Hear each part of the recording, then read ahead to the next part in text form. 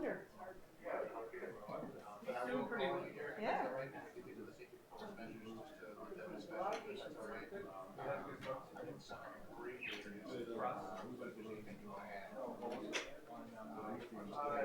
Yeah, the other meetings I presented to that in a very brief overview. I'm not Ryan in terms of telling you every detail.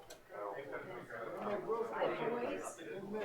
It's not. My son, he's got cookies out for 12 years. Kind of done. He didn't stop at shop, which is, that's fine. Well, my daughter hit me up. Well, you just can't. Daughters and kids, because Oh. she's trying to be the one that sells the most. So I went full glasses and Like 40, 4's not gonna help her sell the most. I'm such a Well, dumbass. she tried. Never, ever occurred to me to leave the meeting early and take the 305 back. So I think that's what I'm gonna do, so we can stay a little longer, cause I got a car. When are you going over? Give me the morning or you can do this morning. Oh, okay. Do you need me to pick you up or you get to, what are you? Oh, a dentist appointment here? No, no, no. Oh, okay. I'm on the 10:30. Well, transportation But you get an early, around lunchtime. Yeah, I'll be in at 11:30. Usually watch, I'm over every Sunday, so I can shop really anytime.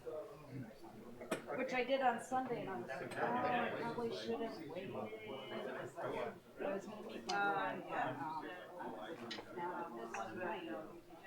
Yeah, I was thinking about every Sunday. But in the usual,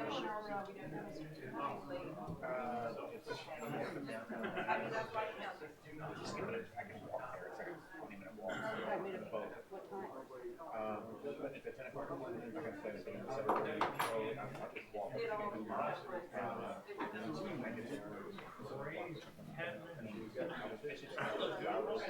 want me to pick you up? Yeah. I don't know what. Oh, you get in there. Oh, 11:30. Yes. I'm sure. Stay in touch. Yeah, I'll let you know where I am. Where you wanna go? Where you're gonna go now? Okay.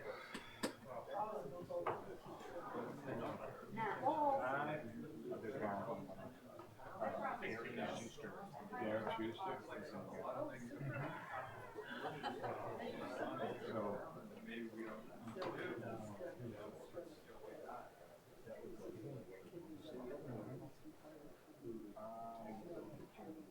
I was gonna get through all of that. Yes. Support preliminary support. Has to be approved before July 1st. I had that information, but nothing's good. Instead of waiting till 2 weeks.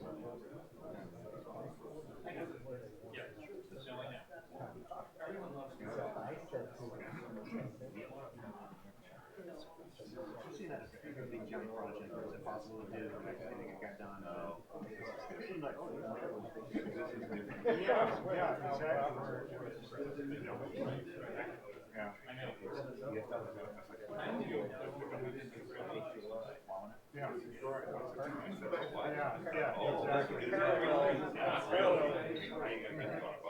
Yeah, but that's good though.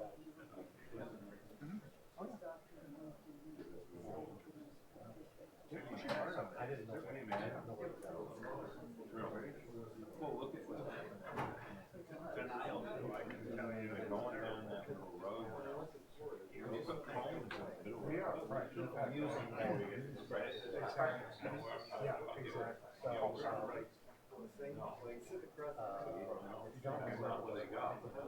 They go down across from that driveway, across from Okay, the Irish Greens. I love to walk. Yeah.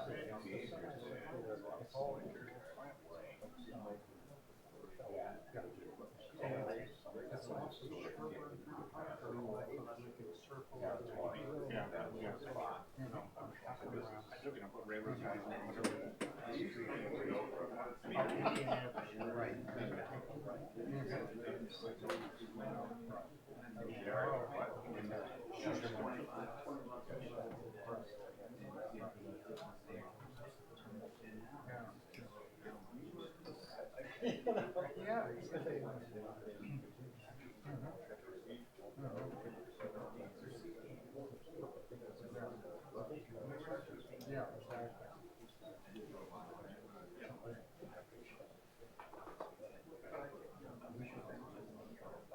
Yeah, I know. Now, depending on where it is, I believe that's where I get some of the outside, but there has to be, I mean, they can't obstruct the right of way. You can't say obstruction of the inside or whatever. Mike, we need some exercise. But for something like that, you have to come very close to No, but that was just asking.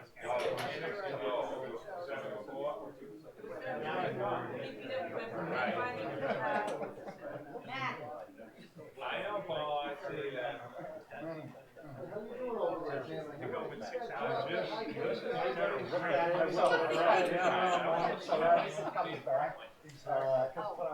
You know? You never know what can happen. Yeah.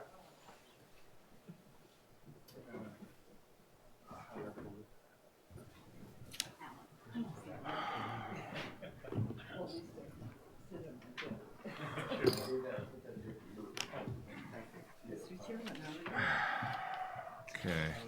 Good. Good evening, everyone. We have a new person from the state on the phone. His name is Derek Schuster. Welcome, Derek, to our meeting. Hello? Yes, hi, Derek. How are you? Welcome. I'm great, how are you? Thank you. Welcome. So with that, I will accept a motion to approve the agenda. Oh, okay, I'll call the meeting. Sorry. It's been a whole month now. And then accept the motion to approve the agenda. So moved. Is there a second? Second. All those in favor? Aye. Thank you.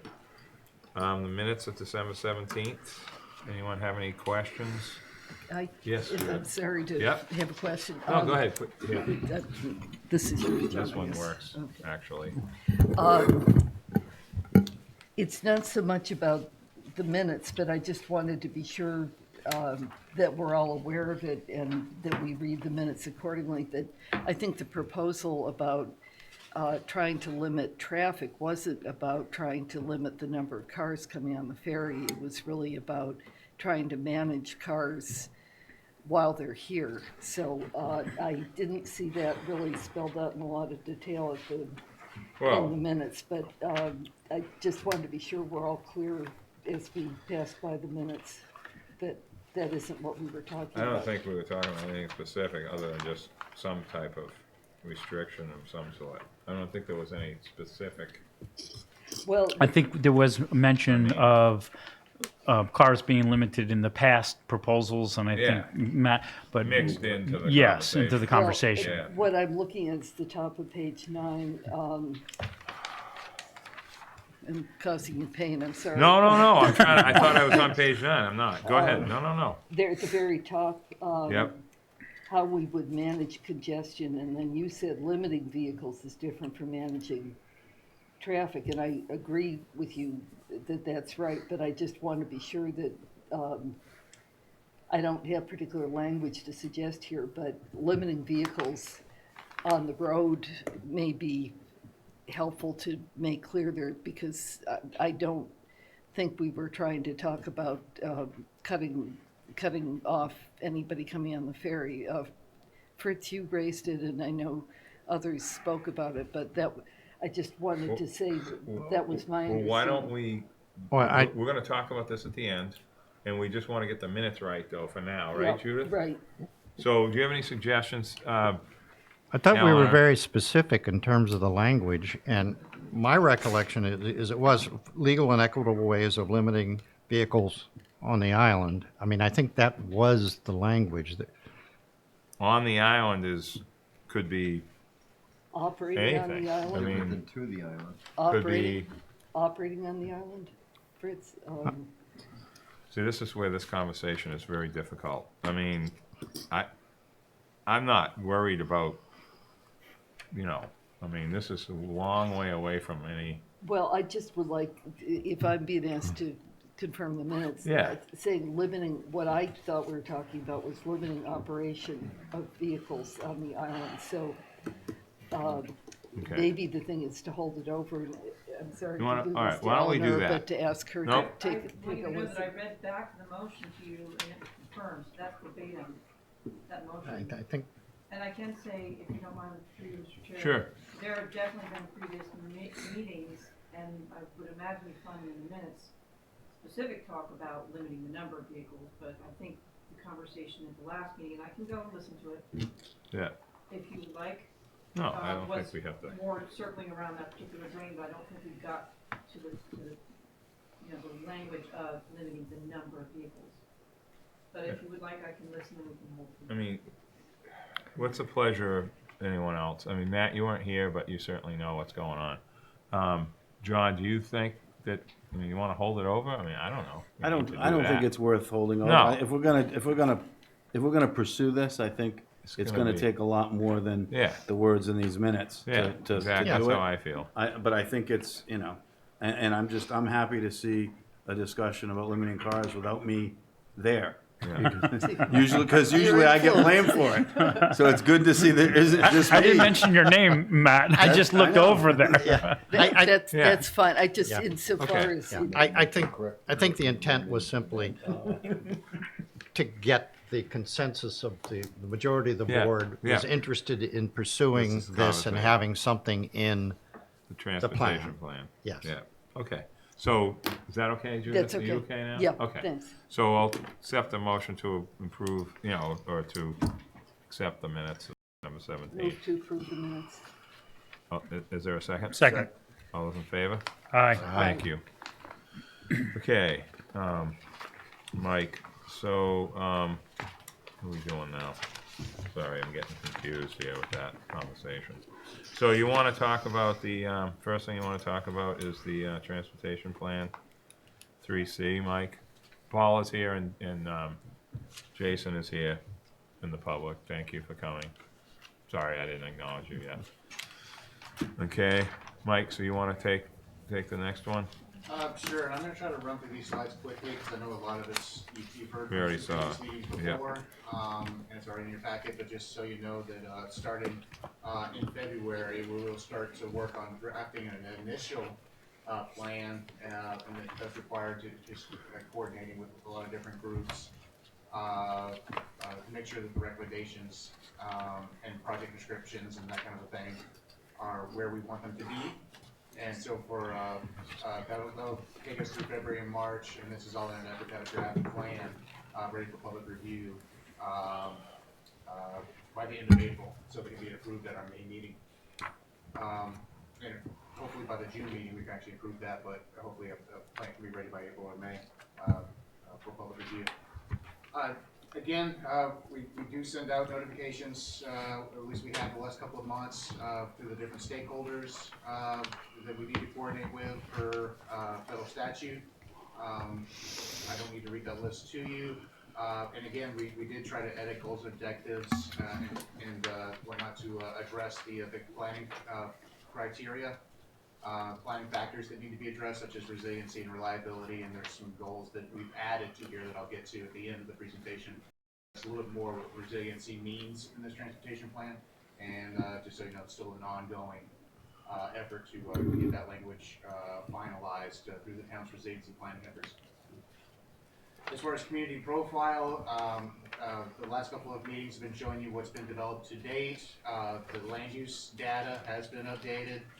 You all know what the zoning map looks like, but if you look at this like a heat map, you can see the development is concentrated within the town overlay district, and the cooler areas are the less intense development is outside of the town overlay in the country areas. There should be no surprise. There's an updated land use map that's been developed. This shows you not only residential, commercial, but also vacant and buildable properties. And again, it's within the context of the town overlay, so you see how those correlate. And a pie chart showing the split of uses. Obviously, 59.5 is exempt or not taxable land, but there also is open space, another 2% of open space, which is not also taxable land. Majority of developed land is obviously residential. Almost 29% of the whole island is residential uses. And focusing on the split between developed, open to development, and exempt property. This is something we've been tracking since 2003 when the transportation plan was done. And you can see how that has the quantity of open to development parcels has been shrinking through that time period, and developed has changed as well as the exempt properties, the public, conservation, and open space parcels have changed. Obviously, that's through land bank acquisitions and whatnot, and developing of vacant parcels to housing or some type of other use. So it shows that trend. There's a big jump from 97 to 03. What was purchased in that? Does anyone remember?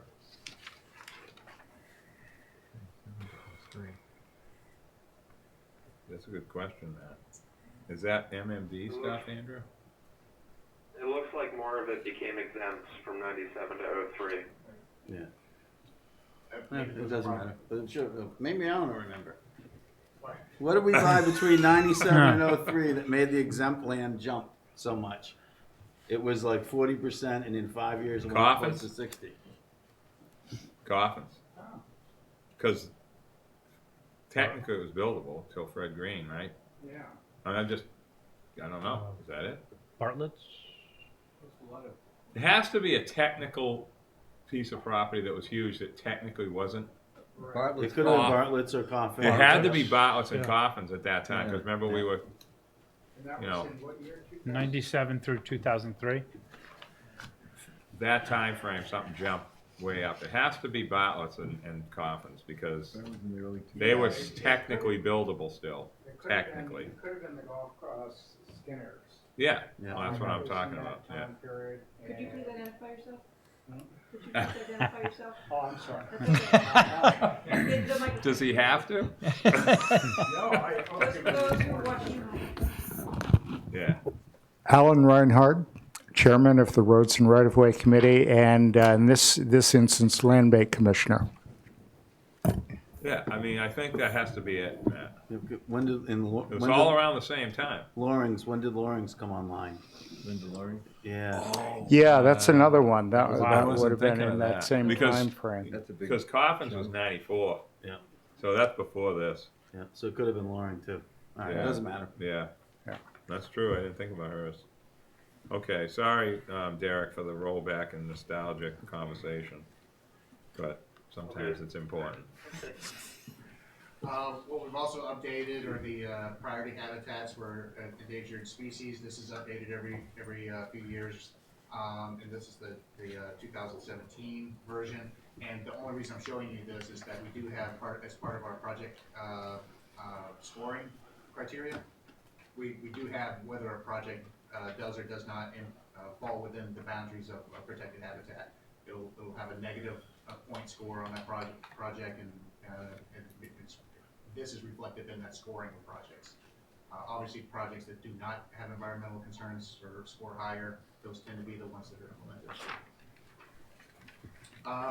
The roadway inventory has also been updated. There have been a number of different private way acquisitions in the last 4 years. The total number of public miles is increased to over 100 now. So this map just shows you the updated acquisitions of Boulevard, Orqua, Manahasset, Amelia Drive, and a number of streets. Washington in Pond. Yeah, in Washington Pond. There's a number of different small stubs, mostly in the Surfside area. But this map shows an updated inventory of those roadways and how they break down versus state ownership, town, and private. What's important to note is the large number of private ways. This is just roads that aren't owned by the public and aren't maintained by the DPW, so it's important to understand that split. I've also included the traffic volumes on just to share with you what some of the higher volume roadways are. These really haven't changed, and I included a map showing where those heavily traveled roadways are: Milestone, Old South Road, Orange Street, and Surfside Road. Those have always really been the heavily traveled roadways on the island. As far as crash statistics go, we just got new crash statistics for the 2014-16 time period. The 2017 crash information is still being reviewed, so that's not available, but 16 totals are available. What our GIS coordinator was able to do was take these, and you'll see that's a little bit of a color gradient map across the island. These are half-mile blocks, and what the gradient is meant to show is how many crashes with half-mile blocks occurred. It's a way of doing a cluster analysis, and you'll see that most crashes are concentrated in the downtown and mid-island area. Specific corridors are concerned are Sparks Avenue between the roundabout and the Rotary. I'll also note downtown is a high number of crashes, but those are mostly side swipes, just looking through some of the data. It's a lot of narrow roads and parking on street and a narrow corridor, a lot of mirrors getting hit. That's what that's reflecting.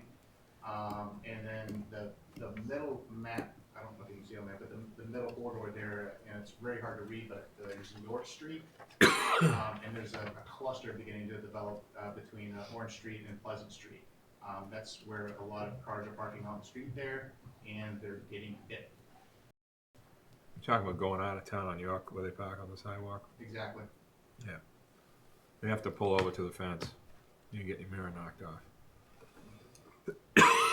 So the crash clusters. I'm going to go to a lot of different slides here that say need updating, and we're still waiting on information from Beta. We use them for a number of different studies, but a different office of Beta is doing a pavement management study, and that'll tell us what streets have show us the condition indexes of all the public ways to show where the priority roads are that need to be managed with new pavement and new resurfacing. So this will be updated. Just a question, is red good or bad? Bad. Yeah. Bad, okay. So a number of these roads have been resurfaced. You'll see Yeah. the red on Humber Pond Road. That's been resurfaced, obviously. But we have used this map to utilize federal dollars to resurface federal aid eligible roads. Pulpus Road was resurfaced in a couple of different phases using federal aid, and we rely on this information. And you get the beginning of Boulevard still red. Gotta get that taken out. I missed that, I'm sorry. You got the Boulevard red, when it's definitely not red anymore. Next slide. Oh, I'm sorry, I'm looking at, well, Oh. Fritz brought it up, so I'm just looking right at it. I can't turn around anymore like this, Mike. I'm gonna end up, Yeah. some kind of a stretcher or something. Yeah, Boulevard and Orcawa Montahans weren't public ways at the time the pavement management study was done in 2015, but the new map, obviously, because they're public ways now, it will be evaluated and will be agreed because it's brand new and better not need resurfacing. Yeah. I would hope. As far as roadway improvements, I didn't highlight what's already been done, but this is an old map from, again, the last update of the transportation plan 4 years ago. You'll notice that each one of these numbers represents a priority of roadway improvement. Okay, that's what this is. So priority 3, first way, that's been accomplished. Priority 7 is the Monomoy milestone intersection. That's going to be done starting this spring, going into next fall as part of the milestone road safety improvements. Okay. And I believe that was it. And obviously the priority 13, the Montahans to Orcawa corridor, that's something that's still seeking funding to finish those projects. But I can go into the rest of these, but 1, 2, 5, 4, and 5 are projects that we've evaluated very recently this last year for reconfiguring those intersections as those were deemed to be the priority intersections. Okay, just raise a question. Sure. The intersection at Pulpus and Milestone, Pulpus Road and Milestone, that Y, which I know is considered dangerous because as you're coming off Pulpus, you're looking back 3/4 of the way to see if there's a car coming. And I know that's part of the Milestone Road proposal, right, to fix that, or There's a short-term priority, which is to eliminate the, The little piece. it's The more of little a trident approach than a wide intersection, but the That, middle stuff that is was just really being my, eliminated. pending whatever's, what might be considered long-term, there was already a trident. Yeah. You could almost, by cutting off, by blocking the one that you go this way, you could Make people come out at a right angle. you could make people go at it at a right angle without a huge amount of paving and everything else, if that's what's desired or you want to see what the effect of that is. Yeah, definitely eliminate one leg, that's gonna be done this fall, I think we have a longer-term proposal. Oh, okay. To reconfigure the intersection, Okay. we can talk about in future meetings. Fine. As far as the public transportation here, and Paul Lear's here for any questions if I have trouble answering any of them. But I've just included a route map. There's some ridership statistics from years past, starting at the beginning of the system in '95, going through '80, roughly about 250,000 per year ride the system. Obviously, that's going to go up with the implementation of year-round service this year. As far as a breakdown of the route systems, we did provide a profile of ridership for the last 4 years by route. But we'll note that the airport/ferry connector, at least the ferry connector portion of that route has stopped. So that would explain some of the reduction in ridership.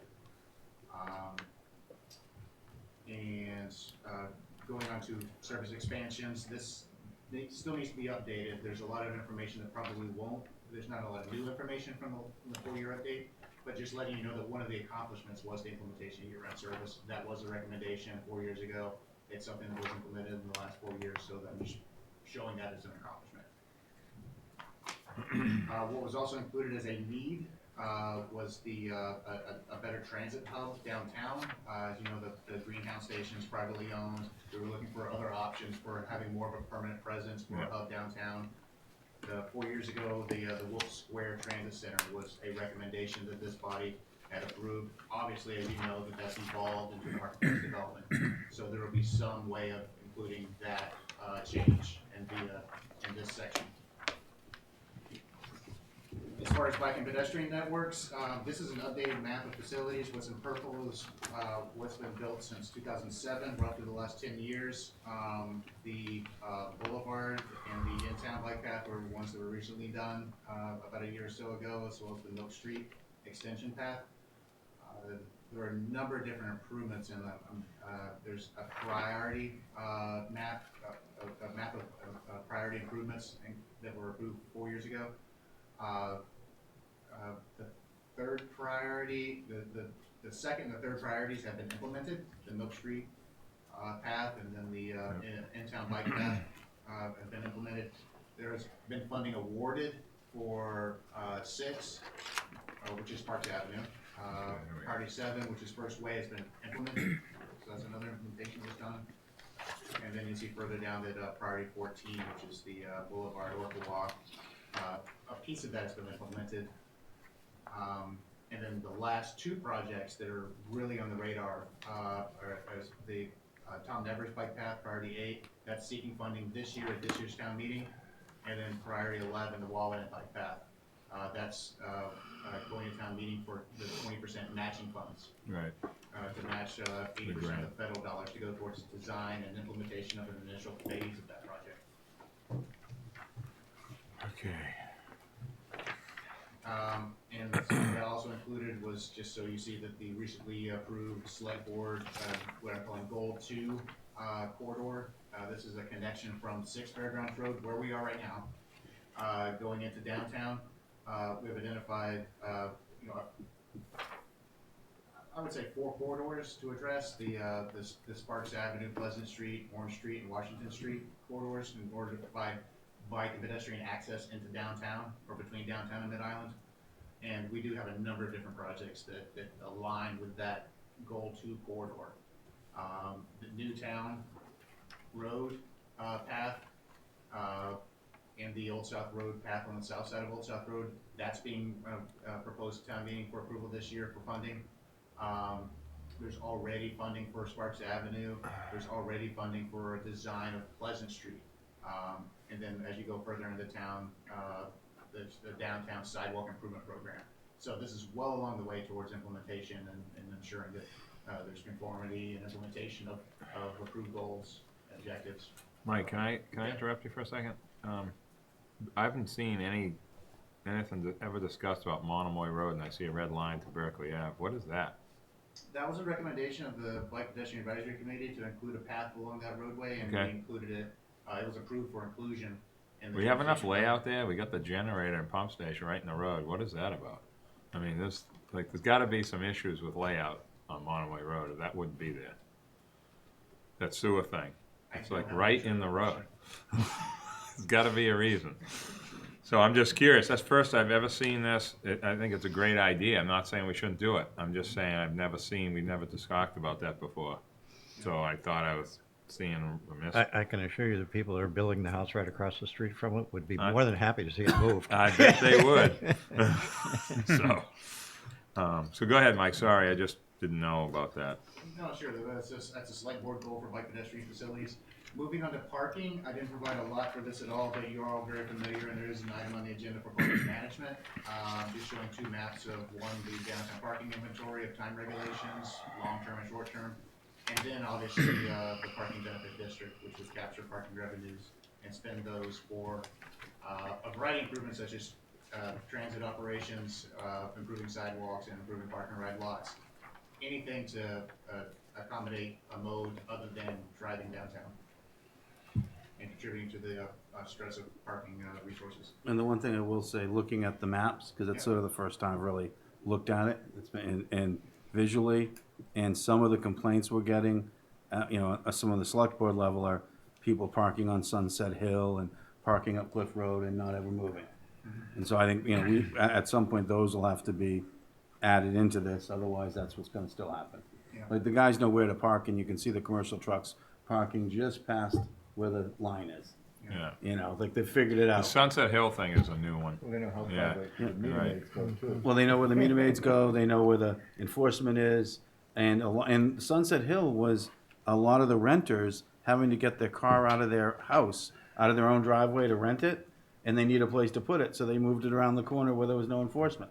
So the cars would sit for 2 weeks while they were away and they were renting their house. So there was stuff like that going on, which was, interesting. And there's there was no way to stop it. So we added that into the, enforcement area recently. Yeah. But I think, if and when this ever gets running, more areas are gonna have to be included because people are just pushing out further. Anyway. Just a question. Yes. Go ahead. Just dealing with just the question of downtown parking, and how it's being looked at and whatever, and without getting into a controversy or whatever. It's just, it's the question of being able to pass versus parking on the sidewalk. And so is there an ongoing discussion of how to do that with, because you are eliminating parking spaces if you want to do that. But Hussey Street is a particularly bad street as you're coming down that. And at times, I'm questioning whether a fire engine could ever get down that street. You have to be pulled over, but the sidewalk on the left from Westminster, Coming into there's town? no obstruction, so you can drive on it. There's no fire hydrant. Yeah, okay. And then there's some curbing on the left by the Pineapple Inn there, whatever it's called. It's kind of doesn't. I'm just whether You're that's right, something that's under somebody's radar to try to figure out. No, if I could I'm build not on taking that, it we on. did do a Gardner Street to me is still the worst street on Nantucket. It's not even a question. Which street? Gardner, Oh, but yeah. We did do an invite, we had some students from WPI that helped out with parking utilization, technologies, and part of their scope was if a street can't be used for parking and you can monitor it using parking utilization technology, should it have parking on it, and look at other options such as widening sidewalks, adding a bike lane, should it be an open street and have it, be used just for, so they looked at those kinds of options. That was just a very preliminary look at it. That information was shared with Henry, I can't remember his last name, the town association chair. Why am I forgetting his name? Henry, anyway, they're I'm taking thinking. that on, and that was something that will be reviewed this summer is Okay. how realistic are some of these ideas of removing parking from a street so that the sidewalk can be utilized, or widen the sidewalk. Yeah, I mean, That kind of thing. All you got to do is look at India Street. yeah. As far as a one-way, we've been driving on that sidewalk since we got rid of horses, and it's those people, if they couldn't park on that sidewalk, they'd be, Yeah, no, place I'm not. No, I'm just saying it's a similar street to Huzzy, except that's an inbound street for a fire truck. Yep. So that's more of a question than Huzzy is sort of, you're kind of going to find another way to get back to the fire station. You're not going to be coming around like that often. But coming down India is common. Yeah. Well, this is one of my pet This is where we peeves. get into This is one of my pet peeves that has gotten worse over the last 10 or 15 years. When I served on the board in the early 2000s, there was a 3 or 4 roads that you were allowed to park, 3 or 4 sidewalks that you were allowed to park one wheel on, and they had to be the sidewalk had to remain passable.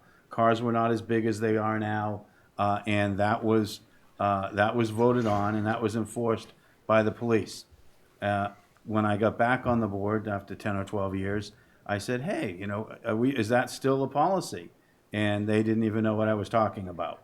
So it has slowly, places that you don't even have to park on the sidewalk, like sort of, at the end of Cliff Road at the restaurant there, American Seasons. Yeah. People park right up on the sidewalk there. The road is plenty wide. And so, so some of this, it's turned into, hey, we can't have a couple roads that you're allowed to do this. We have to allow it everywhere or not at all. It's so it has to change. My solution, at least in my head, is places like Huzzy and those should be shared streets. We should leave the parking within a certain width, but everyone should go right down the street together. And, not sort of segregate them, just say this is, and we should have a different surface on it, and that's, and those would be 6 or 8 streets in the town that you can walk on and drive on and bike on all together at the same. So no curbing. No curbing, Just make it right. side to side, make it a right of way, and everybody Yeah. uses it. And the Use cars have stencils. cars have to go at the same speed as anyone else using it, because you can't go fast there anyway. And so I think there's things like that that we will end. We could be heading toward. It also, like Cliff Road is a perfect example.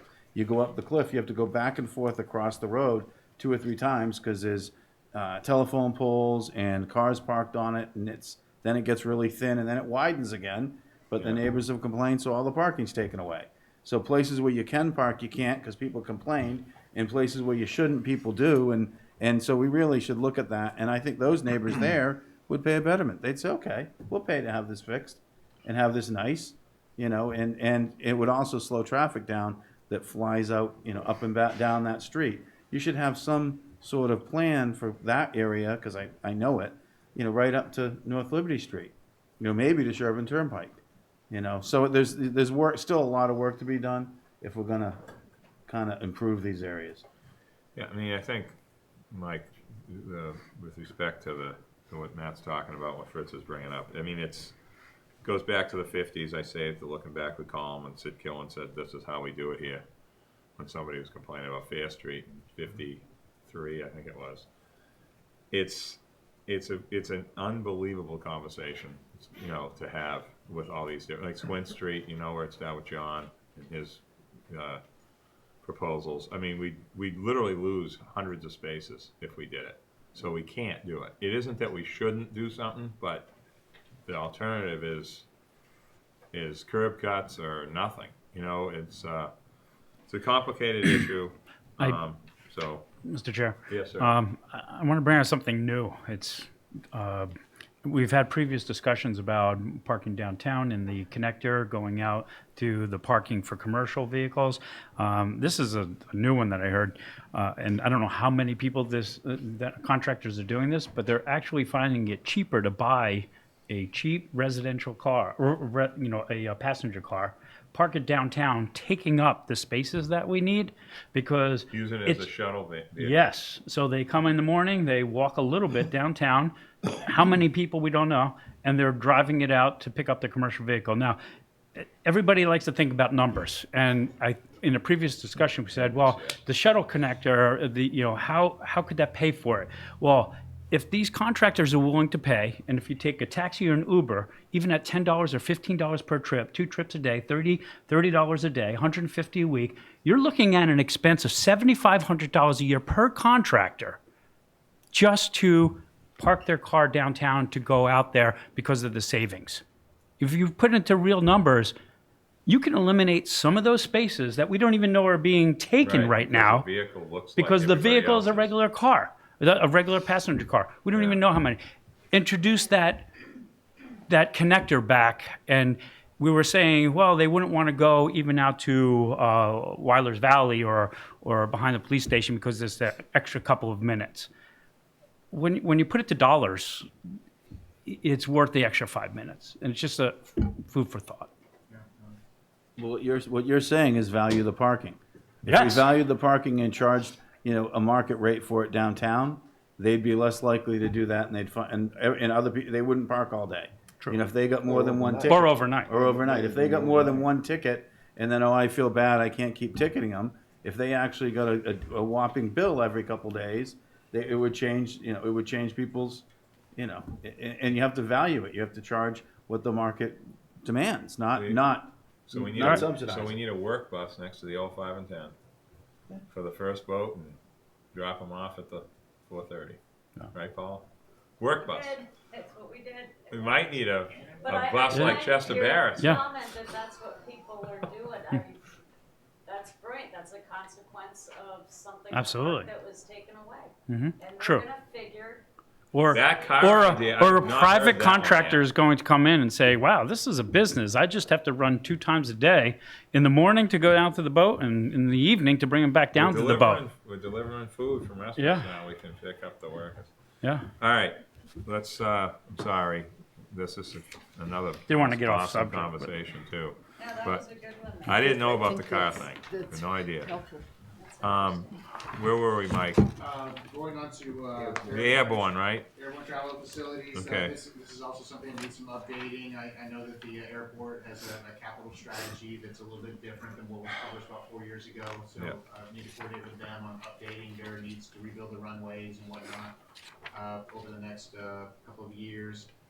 As far as their ridership and employments, I know that they're going to larger vehicles, which is why they need to resurface the runways, but we can get into that a little bit more when I know more next month. They've got something on this year. They're doing something. I forgot what it is now.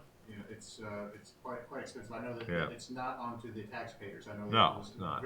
being stressed that it's not. No, it's but not. we It's don't- nothing to do with the taxpayers. I Uh, can't remember the name of it, the project. Now as far as employments, I'm sharing you some employment figures, but I can answer questions about that, but I think we should hold off on these Yeah. for the airport for next month. Okay. As far as the steamship authority, same story. Need to do additional coordination for their capital projects that they're planning here locally that impact this community. I did provide some numbers. I'll just run through some figures that the steamship authority makes available. This is a stat chart showing airport employments on top of the total ferry passengers, and you see that trend from '98 till 2007. Right about 1.2, 1.3 million per year. Looking at just those numbers. As far as the split on which ferry service is taken, there's a chart that shows 2012 through 18 and highlights the new services to New York and to New Bedford. And you can see what the riderships are on those compared to Highline Steamship and the Long Beach Freedom service to Harwich. And the next slide shows there was some news that was made on the Vineyard about having the number of vehicles brought over in the summertime on the Vineyard is a little high this last year compared to some previous years. And just for comparison, I wanted to share what our experience has been. It's been about 40,000 vehicles brought over between, well, essentially every year from 1998 to 2008, so that 20-year span plus. It's been relatively flat for the number of It is. vehicles that are to and from the island. That's stretch. So that's a net number, not a. That's total trucks and cars to and from the island, June through August. The summer car, the one-way car has gone down again this year a little bit.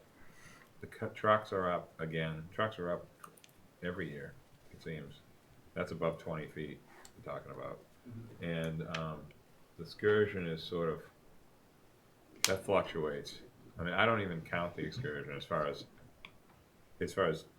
I think of it differently. I think of it as, okay, people have cars off island that live here now, more, Yeah. or they rent cars more. It's nothing, I don't think it really has anything to do with more or less vehicles. I think it's more about the trends of how people travel. The Vineyard is just starting to notice the Nantucket thing that's been going on for a decade, is people leaving cars here in the garages. They're just starting to find out that that happens now. It's just starting to happen over there, where the seasonal resident's got a car in their house. But if we're at 40 and it's 20 over and 20 back, then we haven't gained anything. But if it's 30 over and 10 back, I'm just using 30 over and 10 back, then we've got a bunch of cars still here. So so I think this number, you'd like to see both sides of the equation. There is one on page 18 of the transportation report that's basically showing the net vehicles. Yeah, exactly. Brought over, and that's a comparison to the projected peak vehicles that Howard Stein does and Airbnb have developed. Way back. Exactly. And Mr. Chairman, I'll note just the chart shown below is the total number of vehicles brought over through the entire calendar year, not necessarily just the summer months. Those do show a little bit of an increase recently. And I will say that the last 5 years, looking at the numbers, the averages for the shoulder season, the Marches and Aprils and the October, Novembers, those are higher than in summer. And I think that's a little bit by design, that there is some strategy to improve traffic in the shoulder season for business reasons. Yeah. And that's where the growth is happening, not necessarily in the summer region. And I think I demonstrated that here by showing the numbers have been unbelievably flat in the last 20 years. Question. Yeah, we had talked about some months back, this may be an Andrew question, but I'm not sure, about the car rentals, the number of rental cars being brought over. I know, Nat, you had talked about really, they're coming in a big horde that took They the do. whole In the spring. steamship, and Yeah. I think we had talked about there existed some kind of a limit on how many rental cars are supposed to be, and we're going to check on that to see that Oh, if there's they're something not on it. being exceeded. So I just wanted to say, it seems like this would be the time of year to kind of refresh people's memory about that before they bring more cars over than they're allowed. I don't remember, is there a number? I can't, Jason, go ahead. I can't remember, that was a long time ago, and Steve Bender was involved then, I recall. Mr. Chair, I've been talking to Amy Baxter about this the last year. Just I'm kind of interested. We have 704 medallions for rental cars. Okay, see? And Yeah. they're all taken up. 6 were just surrendered this last year for whatever reason. But then you have companies like Hertz and other ones who have hundreds of medallions, and they're not up for grabs anymore. But they're not all used. So it's a really complicated, and it's a system we should probably look into, whether it's through NPDC or I don't really know where it'll fall. Yeah. It is a tricky system. So there's not a cap?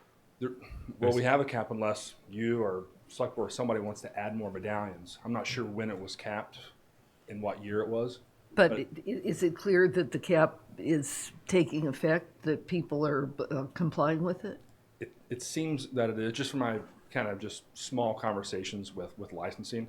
It is something I think that they're looking into and trying to figure out. What's happening is there's almost the Uber effect of people using, say, I want to use my car and I'm going to rent it out, and someone buys it online for a week for or a day for $150. They'll use my truck. So there's no licensing, there's no registration, there's no oversight. Yeah, until their insurance Well, company that's finds interesting. out. That's starting to because happen. this was a hot topic a while ago. But the other thing too is it isn't free to bring a car here. Those companies are paying. They pay the highest rate and driver services for every single car. Like it's the only thing missing is that extra space in the back with the bike. I mean, it's crazy. So I mean, they're not just saying, "Oh, I'm going to bring some extra cars." If they're not going to rent them, I don't think they want to bring them. You know what I mean? Yeah. That's what I'm saying. It is So a I think little the complicated. market drives it sort of from going crazy, beyond what they have. Spaces at the airport, Say again? do the spaces at the airport have that too? Because they have so much space. The parking, right? Yeah, there you go. Now Windmill, he could ask him. He would know the answer to everything as far as what the deal is with that. somebody wanted to, He's in Florida. is he? Oh. Yeah, I asked this question. knows. I asked this question to staff. There were 600 with the medallion numbers, and as you said, there's over 700. There's not really any monitoring in place. Amy Baxter wrote back that she has started to look, and Hertz is the biggest one that isn't, following it. And Right. that makes sense because they bring the The most cars national, here. yeah. So it's one of those that isn't really, it's limited but not enforced. Sort of a Nantucket way of Yeah, doing things. yeah. And it's sort of kind of moot right now because there's a thing called Turo, and people rent their cars, so it's car sharing. What Yeah. Jason just said. Yeah, and it's sort of and you can go online and you God. can see people. There's guys who own 4 or 5 cars and they rent them out all summer. So you've got a Wow. whole nother thing operating. I know all underneath too this. well. My Still a car. my youngest son actually That's just not the hit one one you of think those it is. Toro And it's cars. used at a higher rate. That's how I know I'm about just saying, Toro. it's still a car. But even if they're over by a couple of hundred or something There you like go. that still is adding congestion. No, I You're know, right, I but know. I'm like, I mean, Well, this is if these are cars of Nantucketers who are here, I mean, maybe they're running it just totally as a car it's rental, like but if the wedding tents. Yeah. Now it's You the know, cars. I actually want to contradict that. Just thinking about that, by having the rental cars come over here, you're offering an alternative to somebody bringing their car here. So, Yeah. and a lot of times the rental companies will go in the off season, when nobody's on the boats, so they're not taking up the spaces on the boats. No, that's they're right. coming in No, they're already bulk here. in the off season, and then they're leaving in the off season. So I don't know that if the cars are here, and if No, they but- weren't here, the cars would be here or coming here to replace what's not available to them. Yeah, I think what Drew was saying is it's still congestion. I'm looking at it as almost, I don't want to make a joke out of it, but this is a moving target, this whole car thing. They didn't have any of this in '98 when Matt and I were arguing 20 years ago. This is a whole nother world now. And I'm glad they're not coming on the boat because we're out of space in the summer. I mean, it's full. Every single boat Right. is full. That's why the So it's better ridership, they're that already line here. will stay the same, unless we're going but to here's- introduce a new but- car ferry. Yeah, hold on. The Steamship Authority, though, it's interesting. They had boats full of rental cars this summer. So the regular they put an extra boat on around Well, the beginning of July, partly because the rental cars had filled them, and the island people who own homes here couldn't get the cars on for weeks. And so there was another boat or two put on at the The peak 4th of July. because they weren't and coming early. When They're bringing them late because they want to bring them as late as they can. because they have to pay more. I understand. That's true. What Matt's saying, it's not all the rentals. He's talking about the peak. They bringing them. They're sucking up all those the trips tripling right at the the peak. car. What happens is April is when we want them to bring the car because it's slow. it's just space. Yeah. They plug in easily, and they're all standby for the most part. I mean, they have some reservations, but most of them are sort of just filling Yeah. spaces. But what Matt just said is the peak ones. They don't want to just like flood us with cars because then they have to pay for the car to sit here that's not getting used just to take care of. Right. There isn't an answer to this. This is a complicated. Well, You know what I mean? We can't get out there and police tell them they can't the steamship could do peak pricing and charge them cheaper when you had space, and give them an incentive to bring them They're over. bringing, well, the price goes up for one way April 1st, so they're not getting any deal. We don't have 3 tiered pricing, only 2, so I get what you You mean. and I have talked about this. Yeah. it's well, complicated. all I'm wondering is, I think we've observed or discussed that for some folks who are coming, it's not just one car, it's a car for every member of the family, and then the nanny, and then the whomever, grandma, and whatever. And I think that if we don't really have a good idea about what the usage patterns are and why, we're going to have a harder time figuring out ways to try to manage it. You think it's impossible? I do. I think this is like the weather, but that's okay. I'm here to Yeah.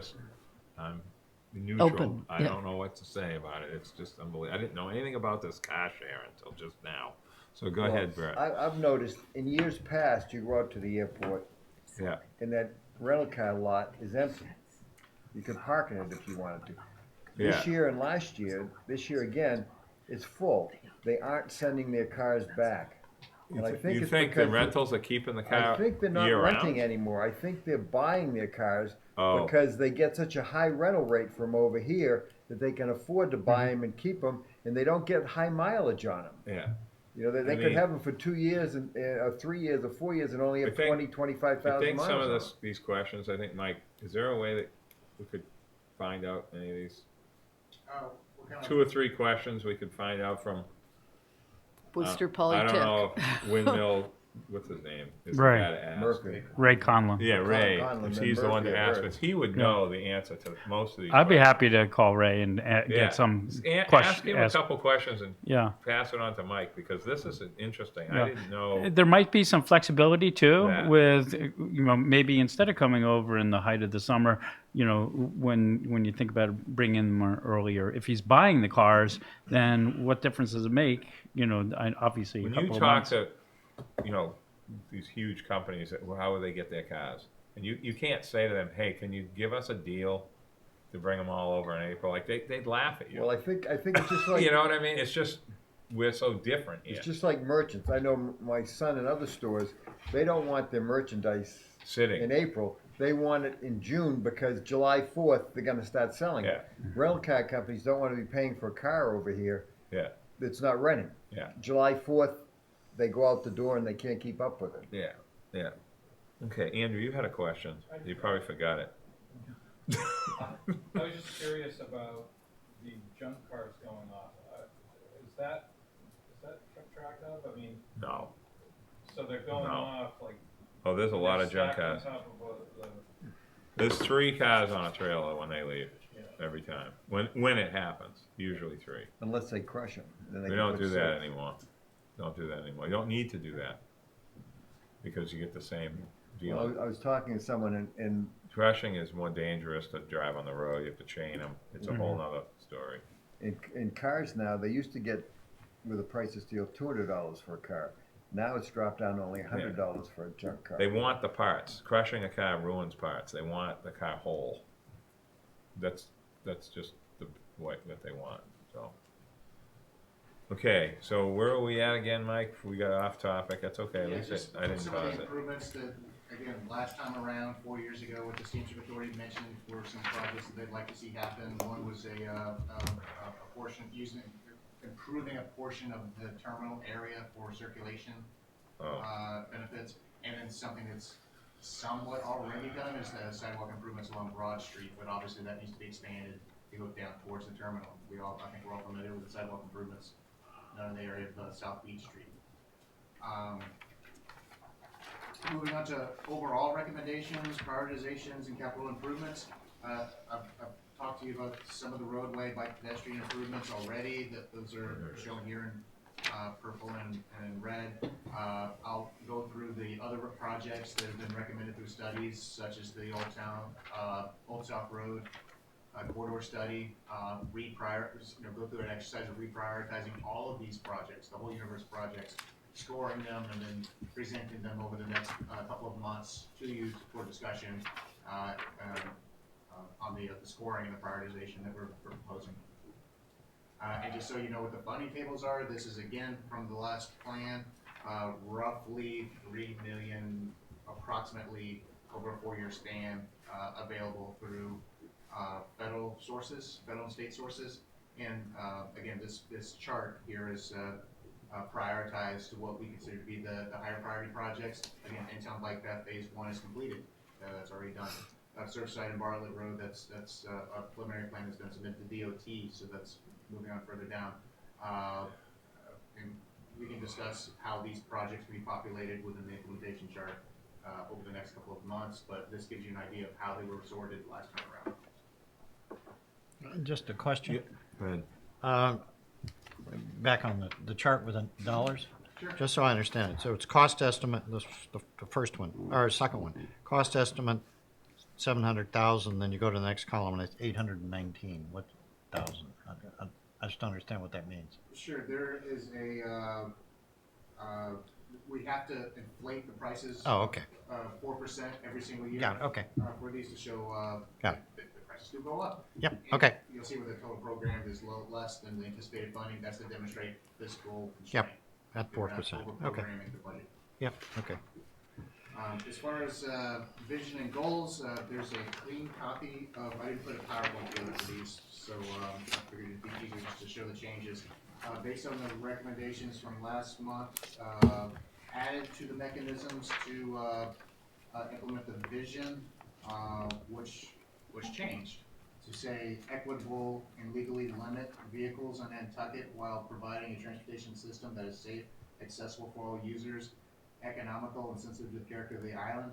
The first mechanism to do that, I've added vehicle restrictions, and happy to take any comments on that. The balance of these mechanisms we've discussed before, so I don't know if I'll belabor that.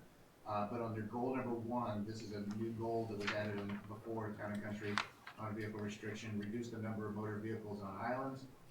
That was language that was taken from a previous plan as we discussed at the last meeting. How do you reduce the number? There are 3 ways that are included here. Again, these are all this is language brought from previous plans from the comprehensive plan of 2000 and that era.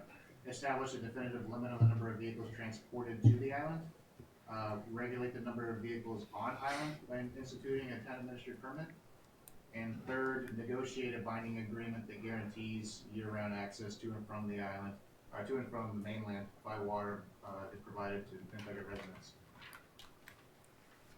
Happy to take any discussion on this, but it was a stab at addressing the action that was taken last month. Mike, first, before we even start this, when is your goal is to have that plan ready in May for adoption? I just use the right word, adopt. Is that the right word? Not approve, adopt, accept. Yeah. What is the word for the transportation plan? I don't like to get, it's not endorse. So what is it? Adopt? I believe that Andrew, the majority is adoption and the simple majority is acceptance. Okay. And that's again, the final plan's needed before July 1st. Yeah. We're shooting to have this done at the May meeting. It may need to go to the June meeting, but I'm trying to time myself to where we can have a plan by the May. Yeah. I think that, just myself personally, I mean, 20 years ago when we started talking about all this, it was, how do I say this? There wasn't too many ways to do it, and we weren't at the level we are today for freedom issues and rights. Everybody has a right now for everything. We went to the planning board the other night. It's amazing. All these things are still in flux now, just more complicated. And this issue is the same thing. We're talking about roundabouts. We keep voting them down, saying yes at town meeting, no at the ballot box because we think we're paying for it, or we just think it's gonna make more cars come, which is crazy, but that's what some people think. And they have a right to think it, even if I don't agree with that. Nobody's saying I'm gonna go to Nantucket because there's a roundabout. That's insane. But that's just how it is. So having this conversation, I think, is healthy, and I think we should have it. And I just wanted to give you my feeling because I've been through this for so long, and Matt has as well.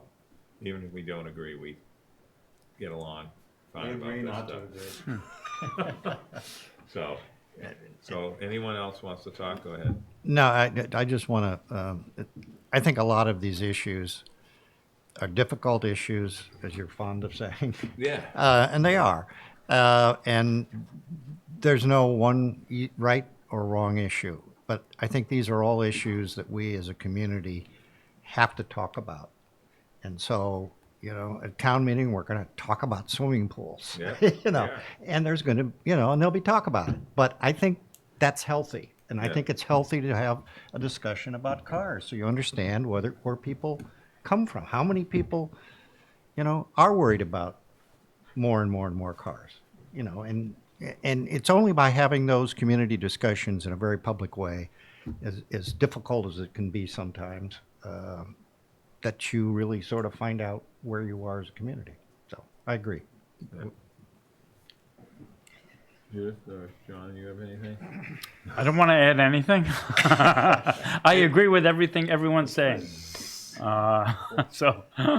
Well, The just, numbers say we are getting more cars. I may No, I be know, the but it outlier just here, but what was on my mind the last time was thinking about the discussion we had about Bermuda and places where you get a certain number of medallions, and that means that you can have 10 cars, but only 3 can be on the road at once, to try to limit the number of cars on the road at once. To me, that if you say limit the number coming to the island, that's a different question. And I don't think personally that there's much way to limit the number of cars legally coming onto the island. So I wasn't personally inclined to want to go there. I wanted to think about limiting the number of cars on the roads of the island. So that could be with using zip cars, using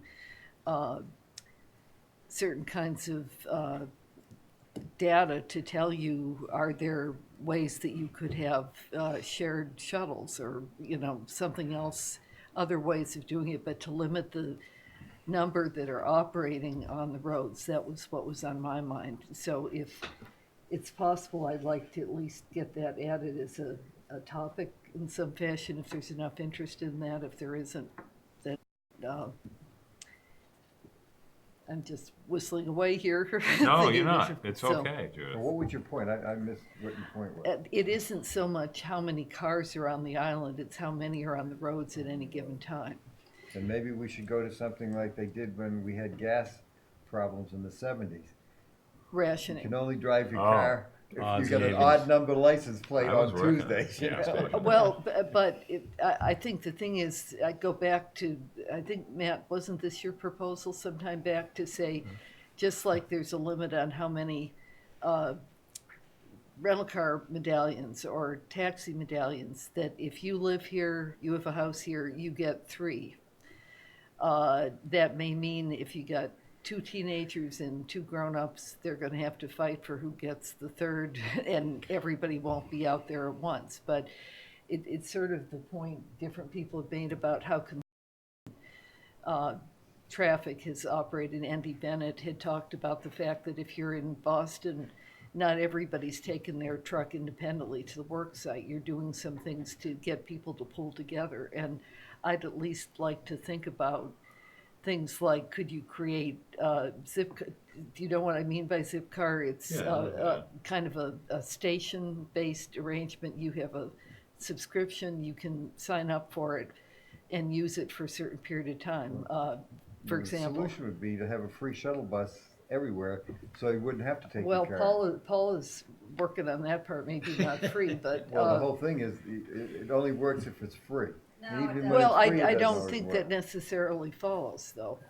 To me, it doesn't. And I think that at some point, Matt has said before, at some point, we're going to be so blocked up in downtown that nobody can get down there and park there, even with the new proposals about parking.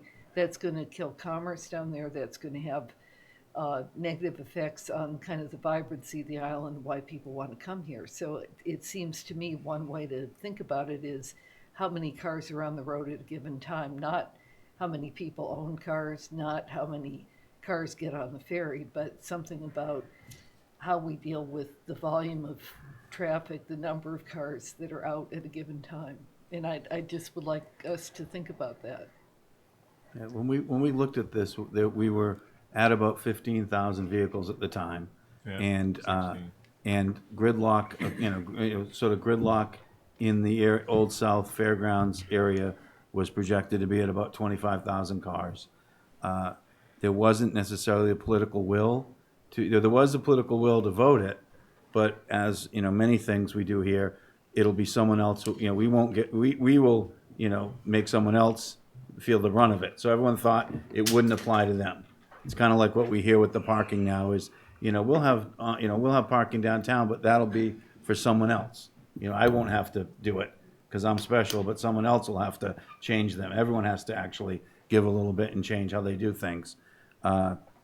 And the idea then was that, we were going to get the number to about 25,000 vehicles, have some of them transferable, sellable and transferable, and some of them not. The idea for that being, if they were transferable and you went to town meeting saying, I want to increase the number, the people who had had them would say, we don't want to, I don't want to dilute my value, get out of here. And if someone felt strongly enough about buying some of them out, they could have bought them out over time. The 25,000 number, when it was discussed back then, people here said that'll never that'll never happen. There'll never be 25,000 cars here. They'll never build that many houses. It won't be like that. This is all fear mongering. Well, the last couple summers, people are coming to me saying, well, they were right. I can't believe we actually got to that point, and I was like, well, they were. And some of the other, it is legal. There's a way to make it legal to limit them if we want to. I've got all that stuff in my, in somewhere. I might have given it to Rick, but I have all that somewhere. I'm not sure that we'd have the, the political will to do that again. But this, we were the last place in the state to allow cars, and there had to be a motion at the state level.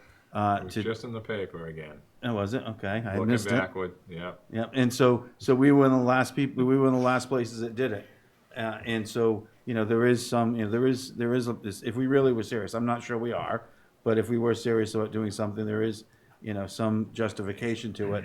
A car isn't a right. You don't. It's not. It's different. You don't. So it's a legal argument, but this all came out. One of the when we asked the same consultants that said we'd be at the gridlock that we're at now, what we would do, they said, well, you'd use traditional traffic methods and you'd start closing. You'd have to do double lanes and roundabouts and all those things out of town. And downtown, you'd have to start closing streets, and you would close sort of. You'd close one or two downtown streets, and it would make all the traffic around them a little busier. You'd close a couple more, and that would make the traffic around even busier. And then eventually, you'd have to pick one street, ingoing, outgoing, and that street would be for buses, taxis, and trucks to get in and out of town, which would make all the rest of the streets even worse. So that's how it's traditionally handled in a lot of other seasonal and other communities. You'd have to pick that street, and so why I was doing sort of saying we should get ahead of this when we had 15,000 was because I didn't like the vision of of Nantucket gridlocked on the outskirts and not able to get anywhere, and you're not gonna anyway, and so you're not gonna fix it by putting more more buses and more transportation onto the same streets. Because there's nowhere to go. And so we're not going to widen them. We're not building a lot of streets. We can maybe connect some. We could do a better job of making a grid Spreading pattern. out.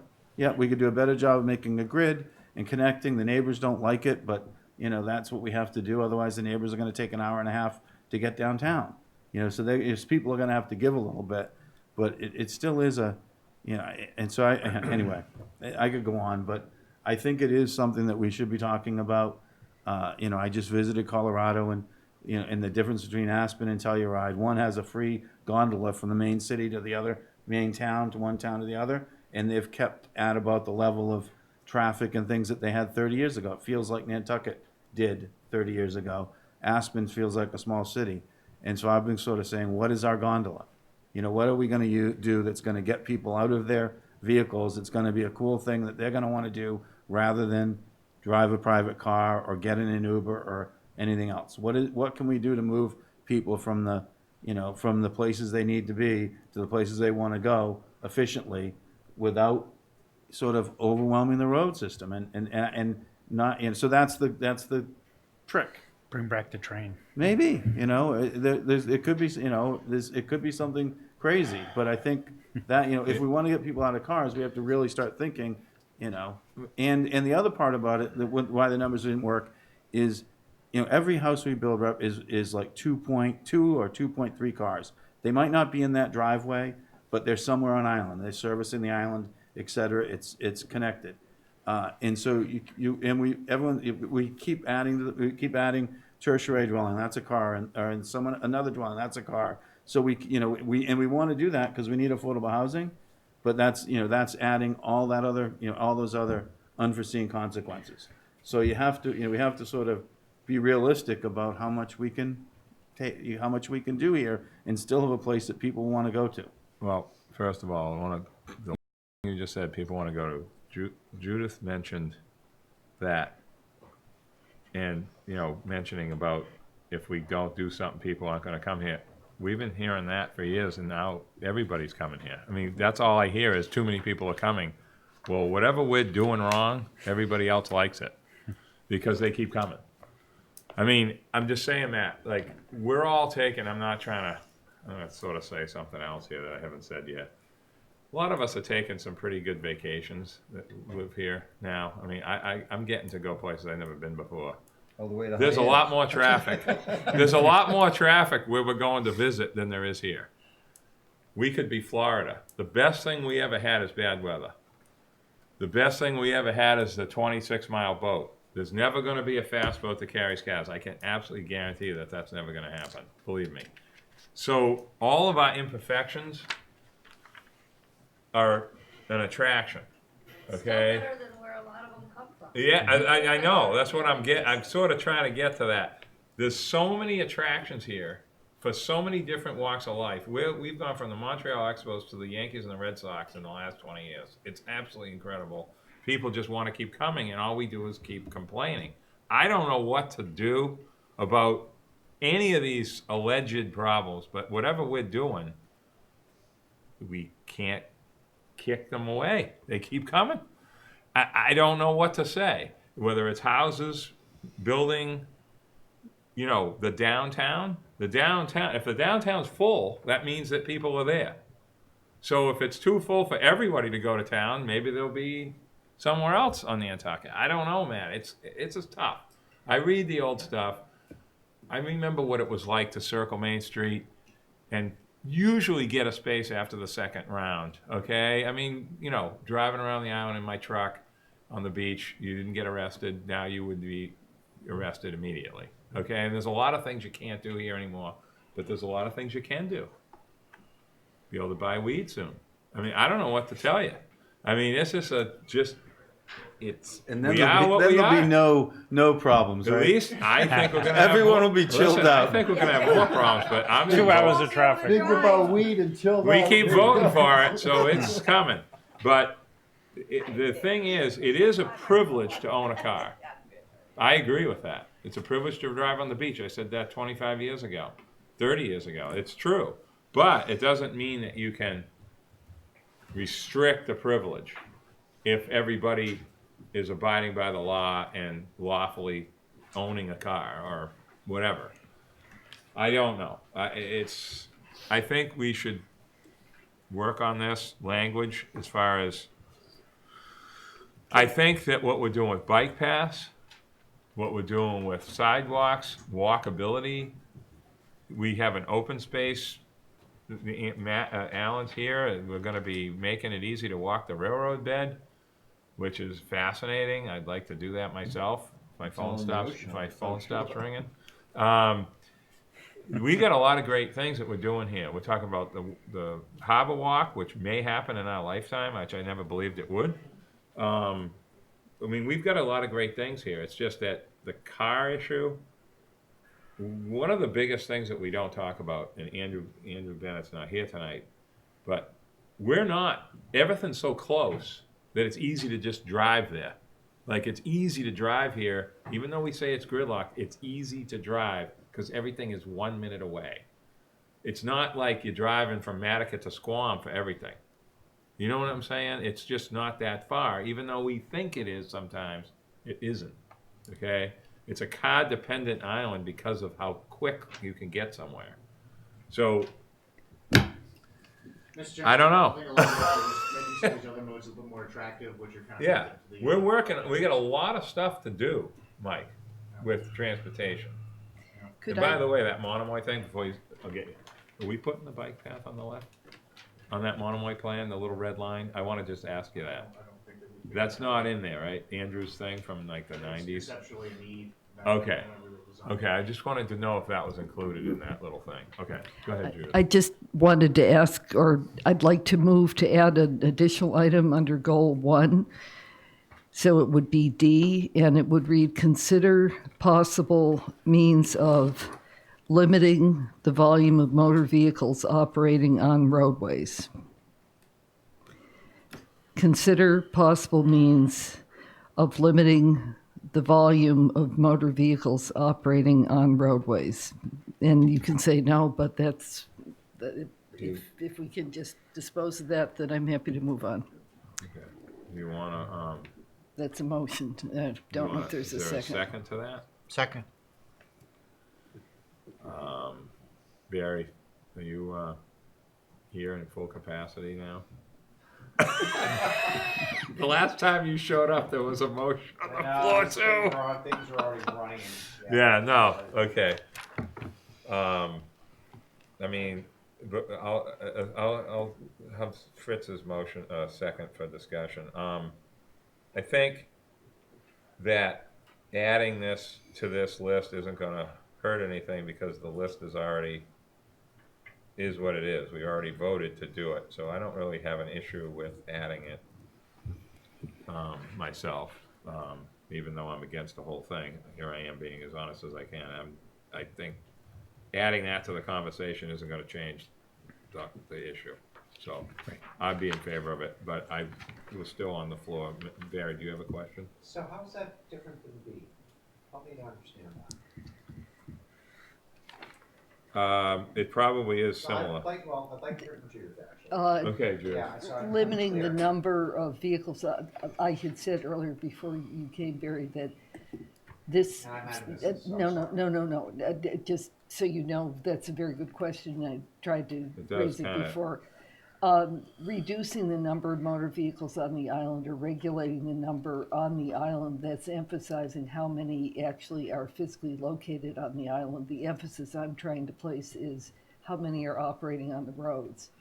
So we could have 20 cars per household, but we Yeah. could say only 3 get medallions such that they're able to be on the road at one time.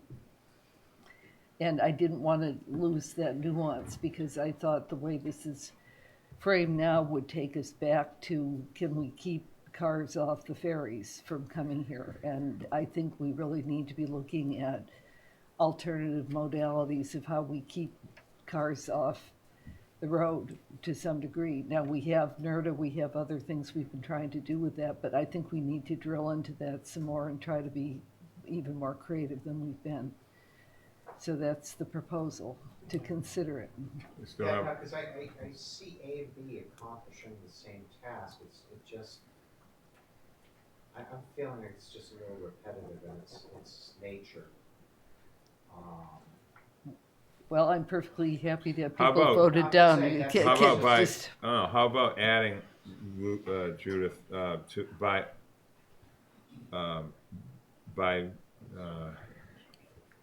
alternative means of transportation, meaning bikes, meaning. That isn't what I mean. Okay. Could we just vote it down if that's what we're gonna do and move Okay. on No, to? I'm other trying to things? be- I don't want to close discussion, Mr. Chair. Yeah. Because I'm just looking at the key words in A. It says limit the number coming and then transported to the island. So I don't know if that's necessarily what No, Judith it's is talking not. about. So next step, and then the other one was regulate the number by. And the other key word in B is permit, by a town administered permit. So I don't know if that's necessarily. No, it's not. Yeah, so I think Judith's point, it might be a little bit more general, it might be in addition to the other ones, but it is unique in its own. And my question would be to Matt, not to bring him into the fold, but I'm just curious on your take on that, because I know you've had a history, and what was your position with Judith's motion? Are you, and I don't want to put you on the spot whether you're in favor too or not, do you have any kind of comments that I could learn from? I'm not, I don't think her motion, there's any harm really in her motion. I think the devil's in the details. When you start to try to figure out the right way to do it, that's the, then that's the hard part. And so, sort of, I think it would be positive to try to say, okay, if we're not gonna outright limit them, then let's try to limit, how many are used every day. It's worth trying to figure it out. If we're So the going down motion this to path. have considered doesn't necessarily be a negative, isn't a negative for you in that I'm sense. not willing to, I'd be voting for it. Okay. Because I think it's at least, you're looking at it a couple It's gonna different end angles. up coming up in the conversation with the others, even if we don't have it. Exactly. It's gonna So- end up. The medallion thing I've heard it's in my ear. I've heard that so many times, the term medallion, it's unbelievable. So it's just, I'm not, you know, it's just another way of doing what we discussed before. Yes, Mike? Mr. Chairman, I'd like to make try to guide the suggestion here, and again, when we're trying to work at a high level and get down to what Matt's suggesting in the details, the objectives, the numbers here, it's meant to be the detail. The vision is limiting, and this will be my suggestion, equitably and legally limit the use of vehicles in Nantucket. To me, that kind of, the language that's being suggested is extremely high level. How do you do that? Well, here's your mechanisms for actually doing that. You can go through vehicle restrictions and have reduce the number of vehicles on the islands and have it be general. Well, how do you do that? And that is actually an objective, and it probably wouldn't be a good place for what you're suggesting to live as the objective. This is the task to do. It's so high level that it's not necessarily describing the components of how you actually limit the use of the vehicle, which is honestly what we're trying to do. I would almost ask that we go back to perhaps, and Fritz has some of the material that was distributed to you both on historical documents on the language. Maybe we go back to the 2008 transportation plans language, or 2007, I'm kind of forgetting now, and just say equitably and legally limit the use of vehicles. You're suggesting that as goal number 1, to change goal number 1 to say that? No, I think he's going back up to vision. Division on the top of the page. How do you limit the use of the automobile? You can do that through vehicle restrictions. Well, what kind of restrictions are you talking about? I think he's up at the very top. A permitting system. You really have to outline the detail how you do it. He's looking at division. I see that, but I honestly, I don't, what's here under goal 1 isn't what I want. If you want to vote down what I propose, please go ahead, and please let's move on so we don't have to spend all night wordsmithing. Could we do that, please? Sure. Could you read again your motion? Her motion was to limit the number of vehicles on the roads that are existing. Consider possible means of limiting volume of motor vehicles operating on roadways. Yeah. And that was a motion, and Fritz seconded it, to add to the list, to add to our goal list, right? It would be D, right? Yeah. Right. You could really strike A and just put that in A, because A is, I think, is not. I think they're all alternatives or Doesn't cumulative or whatever it ends up being, but it is slightly different. I think we know where we're going. Just so just get on with it. All right, so all in favor? Aye. Aye. Those opposed? So unanimous. Okay, I mean, I know, I'm sorry, Barry. That's okay. Yep. So, Eleanor, so it's, everyone's in favor except Barry's abstaining to add that to D. I'm sorry, could you repeat that? I'm sorry, Derek, about No this worries. conversation. It's just how we are over here. Could you repeat the vote? It's all of us in favor to add that to the list, except Barry's abstaining. Okay? All right. Where are we going here? Continue going through some of these. Yeah. I would go down to, and I hope I have my list here, number 8, I believe. Excuse me, number 6. There's new language that's added here. I think it's just good to go over what that is. This is a recommendation from the energy coordinator. This is in the vein of resiliency and reliability. Okay.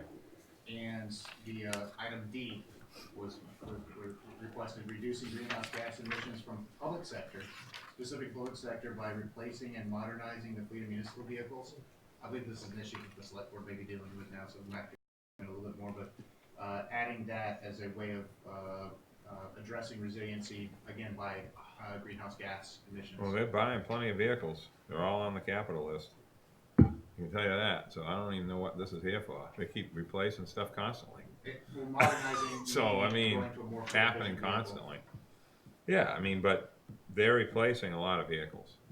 Town. The key is more of a lower emission. Well, they all have that. Every new vehicle is ultra low emission now. You can practically breathe the exhaust. So, I mean, I don't know what to tell you. Everything, including off-road equipment. Yeah, and they're buying 2 loaders. So, well, if the voters vote. we need, I was asked to do bring we that need forward, so to I'm bringing it vote forward on it? tomorrow. I mean, I think Matt, I think he's bringing, do you want, is this an addition? That's a new language. That's New why I'm language? focusing Okay, on so it, do yes. we need What page to, is that on there? It's on 58. yeah, it's page 58, Bert. You gotta flip over to number 6. No, on the other ones, yeah, it's in there. Page 58.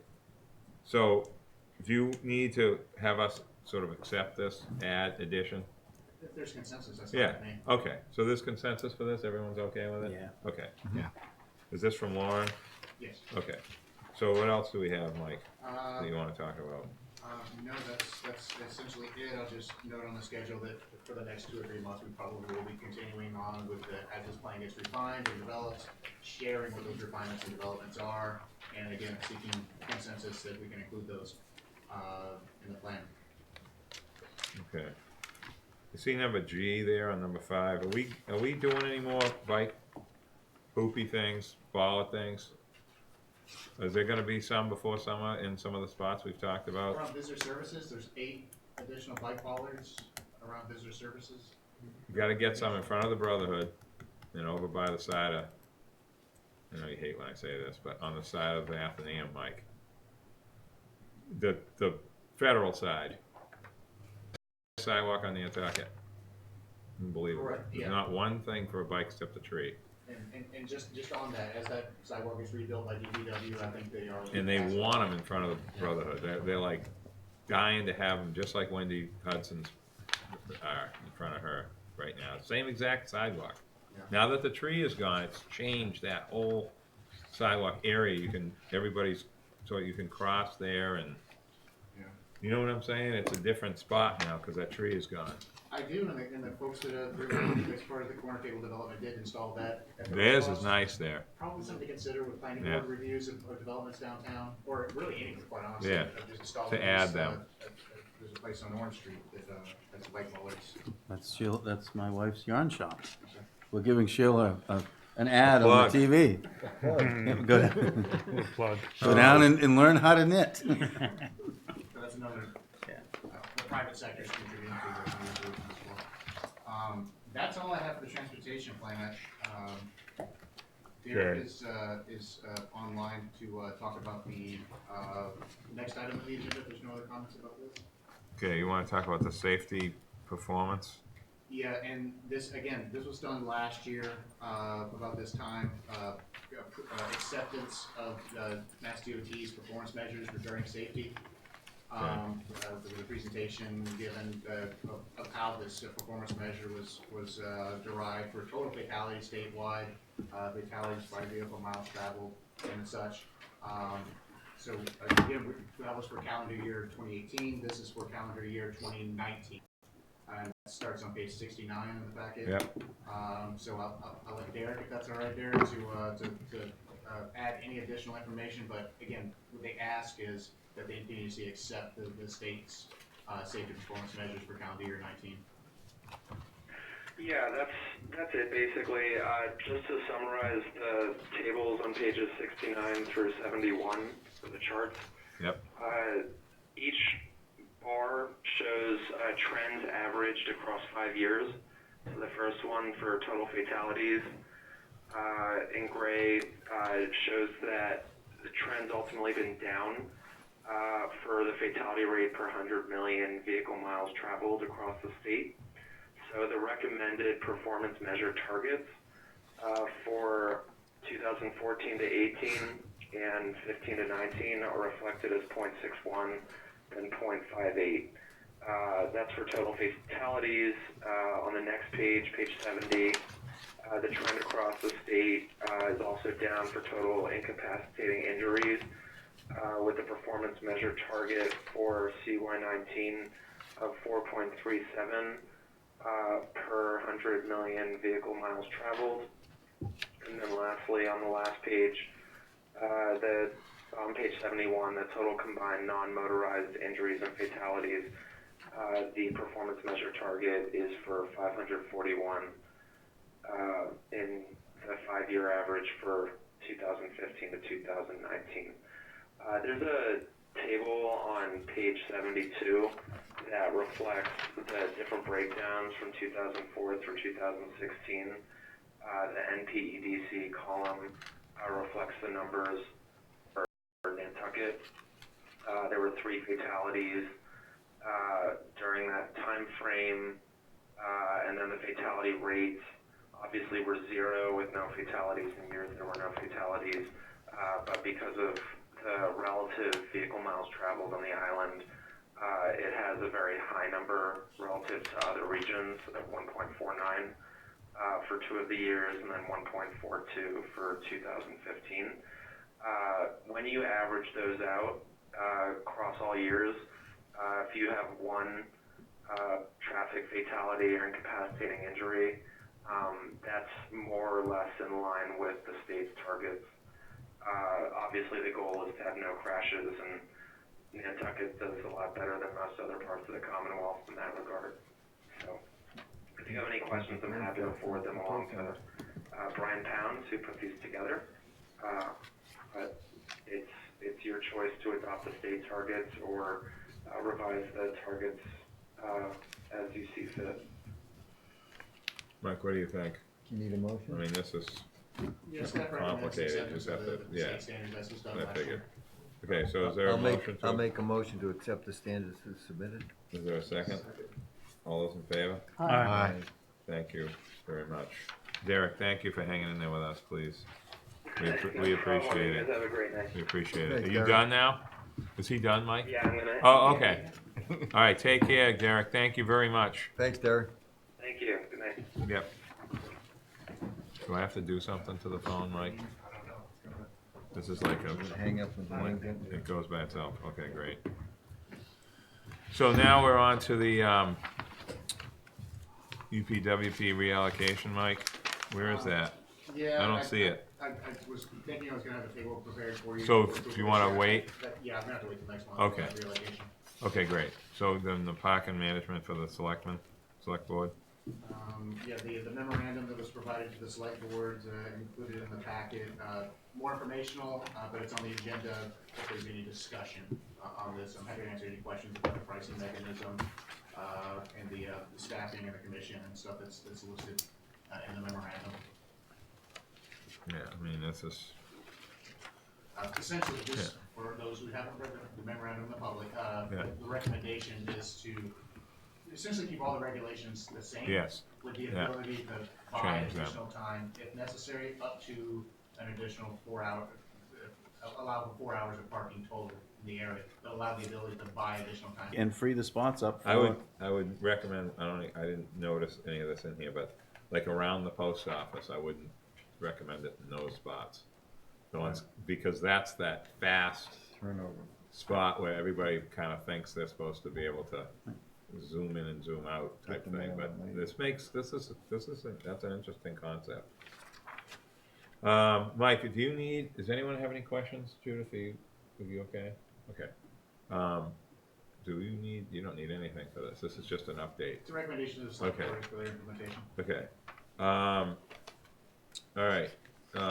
Andrew's vacation time issue, there's a couple days. He wanted to be on the agenda because he just wants everyone to know that. Do we have to vote for that, Andrew? Yes, you do. Oh, okay. So I'll accept the You'll be motion. authorized to sign the form for. Yeah. And what is it that we're doing, just so, because it's 2 not in the days. packet? Is it 2 days? You're carrying 2 days over, what's the? Over which I'll be using a half day this Friday and a full day Monday. And we just happen to be. Two days, Andrew? That's all you're taking for vacation? No. I Yeah, voted pretty for, transparent. I couldn't. I'm teasing him. I can take tomorrow. And I move approval. Second. All those in favor? Aye. Wait, who, I'm sorry? Matt. Second. Matt made the motion. I second. Kurt This is to second. authorize Matt to sign the form. Yeah. Committee reports, we have the Capcom is finished up and onto the Finance Committee. It went really well this year, I'll tell you. When you guys get a chance to see Steve Welch, the process that the last 2 years, or 3 years now. How many years have we been doing this, Jason? The new Rory stuff. I can't even think, is it 2? I think we're on the 3rd year now. So the Rory forms. Is it the finish in the second year now? Well, I didn't think it was gonna be, I was having a tough time with it. I wasn't the only one, but I'll tell you what, it's smoothed out and it's working. And, if I can figure it out, anybody can. It's absolutely incredible. It's worked out well. It's a good process. It's a little more time consuming, but it's not all rushed from, say, October to early December like it was before in previous years. Now it sort of spreads out a little bit. Staff has time to really do their homework, and it's been great. So just want everyone to know the capital is working well. Is there any other reports or anyone has? Affordable housing? Affordable housing is working very hard. We have been in touch with the select board, as those of you on the select board are aware, seeking funding to have a bigger baseline budget in order to take up opportunities as they come along. We've got quite a systematic strategic plan that we're working through every meeting, and I think there's been a real positive change and dynamic there in the last, since I've been there, which is not quite a year now, but I think the community's really pulling together. We had a lot of discussion about what kind of town meeting warrants might be appropriate and things of that sort, and we also had a chance to see through video call the folks on the vineyard who have been using a method of ground leasing and trust holding of underlying fee property, so that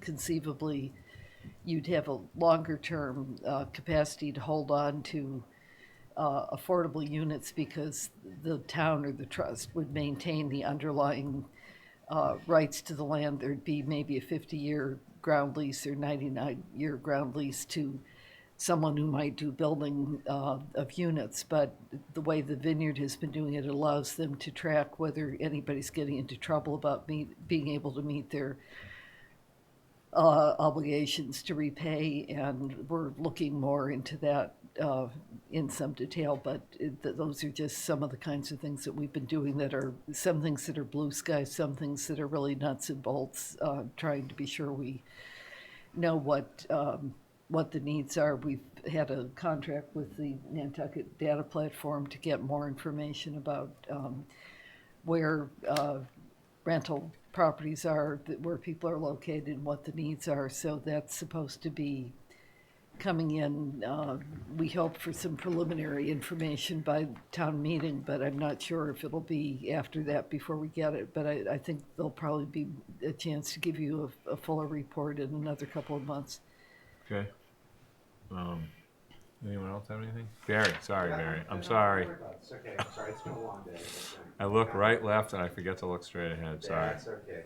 So, two things that are probably a little tangential to it, but following up on the affordable housing thing, the CPC has kind of worked out that for affordable housing, that we're gonna pitch a $5 million grant into the system this year to try to try to get us into issues.